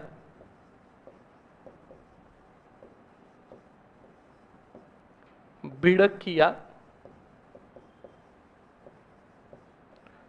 बिलाड़ी। इसका आप चाहो तो एक सेंटेंस बनाकर भी याद रख सकते हो, डिंगला नाथ जी त्रिशूल लेर बिलाड़ी में भिड़ किया। हाँ, ये एक मतलब वन लाइन के अंदर पूरा याद कर सकते हो। देखो वरना ऐसे याद नहीं होंगे, डिंगला नाथ जी त्रिशूल लेर बिलाड़ी में भिड़ किया। समझ में आया ना? ये पूरे सिक्के आ गए कहाँ के? मेवाड़ के। ध्यान रखिएगा इस बात को। नेक्स्ट, डूंगरपुर। डूंगरपुर के अंदर याद रखिएगा उदय शाही। कौन से शाही? उदय शाही। उसके बाद डूंगरपुर के बाद आगे बढ़ते हैं बांसवाड़ा। बांसवाड़ा में जो सिक्के थे वो थे स्टूडेंट शालिम शाही, शालिम शाही और लक्ष्मण शाही। उसके बाद अलवर। अलवर में याद रखिएगा राव शाही। उसके बाद बूंदी। बूंदी में राम शाही, चेहरे शाही और कटार शाही।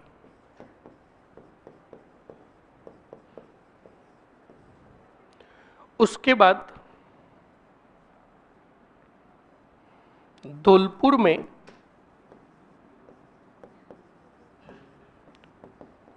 तमंचा शाही, तमंचा शाही। कोटा में गुमान शाही।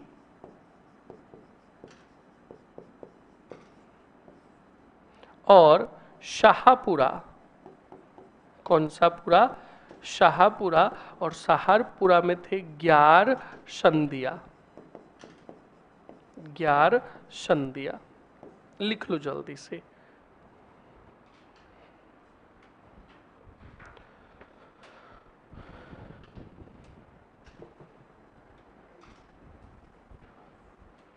ग्यार संधिया।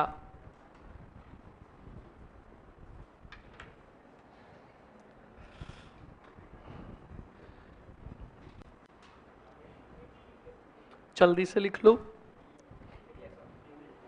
लिख लिया? ओके, लिख लिया तो बस आपने एहसान किया। बस ये हमारा क्लास का लास्ट मोमेंट और पड़ाव खत्म। ओके स्टूडेंट, अब सुन लो पहले अच्छे से। स्टूडेंट सेशन हमारा कंप्लीट हुआ है, पर आपको मैं अभी भी बोल रहा हूँ, सुन लो अच्छे से।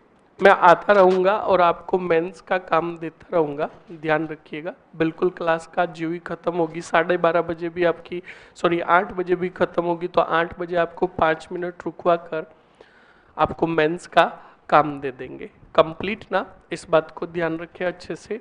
और अभी भी बोल रहा हूँ, एक सब्जेक्ट आपका कितना भी फेवराइट हो जाओ, सिलेक्शन देने वाला नहीं है।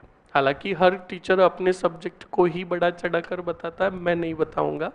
मैं एक ही बात कहूँगा कि एक सब्जेक्ट अगर आपका टॉप लेवल का हो गया, वो सिलेक्शन नहीं देगा। आप उस सब्जेक्ट के बेस पर सिर्फ 5 क्वेश्चंस कर सकते हो, सवाल आएंगे 150।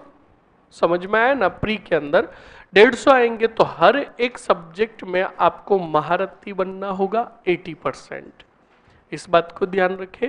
दूसरी बात अभी भी बोल रहा हूं और लास्ट तक याद रखिएगा अच्छे से, एक शब्द है डिसिप्लिन। क्या? डिसिप्लिन। अनुशासन में रहना, और अनुशासन में अगर रहना सीख गए तो ये सोच लीजिए कि 40% आप में अधिकारी के गुण है। ध्यान रखिएगा इस बात को, बिल्कुल इन बातों को नजरअंदाज मत करना। चौथी बात, अपने कर्तव्य के पथ पर चलते रहना। कौन क्या कर रहा है कोई लेना देना नहीं, कौन क्या कह रहा है कोई लेना देना नहीं। एक बात कान खोल के सुन लेना, आप अच्छा काम करोगे आपके लिए 1000 बुरी बातें होगी, करने दो, कोई फर्क नहीं पड़ता। आप सिर्फ अपने कर्तव्य के पथ पर चलो, अपनी मंजिल की तरफ बढ़ो, इस बात को ध्यान रखें अच्छे से। और सर्वोपरि रखो हमेशा ऑलवेज अपने पेरेंट्स को, इस बात को ध्यान रखिएगा। पेरेंट्स ने आपको जिस उद्देश्य के लिए, जिस टारगेट के लिए, जिस मोटो के लिए भेजा है, उनके लिए कुछ कर गुजरने का ये टाइम है। तो स्टूडेंट अच्छे से इस टाइम को, अगले 1 साल 2 साल 3 साल, इन अच्छे से इस टाइम को यूटिलाइज करें, अच्छे से पढ़ाई करें और जल्द से जल्द सफलता हासिल करें। मैं आपका बेसब्री से इंतजार करूंगा, बिल्कुल बेसब्री से इंतजार करूंगा। कौन अधिकारी बन के आता है, बिल्कुल फैक्ट है। समझ में आया कि नहीं आया? बचपना बिल्कुल त्याग दे। बात कहते हैं ना, जैसे इसने, विजय ने वो स्टेटस डाला था कि समय के साथ समझ, और ये बिल्कुल सही है, समय के साथ समझ आनी भी जरूरी है। समझ में आया ना? अब वो टाइम नहीं है स्टूडेंट्स जिसको तुम बचपना समझ रहे हो, इस बात को ध्यान रखिएगा। 3 साल 2 साल 2.5 साल अच्छे से पढ़ाई कर लो और पूरा एफर्ट लगा दो और मंजिल जल्द से जल्द हासिल कर लो। ओके, सभी को मेरी तरफ से बेस्ट विशेज, अच्छे से पढ़ाई करिएगा और आगे बढ़ते रहिएगा। कंप्लीट ना? अरे कंप्लीट ना? कंप्लीट? Okay okay. ऑनलाइन वाले स्टूडेंट्स अच्छे से पढ़ाई करिएगा। ऑनलाइन वाले स्टूडेंट जल्दी से कमेंट कीजिए।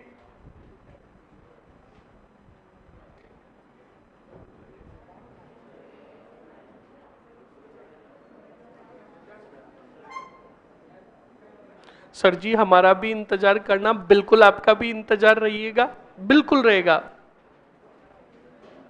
अरे रुक जाओ रे, कहाँ जा रहा है रे?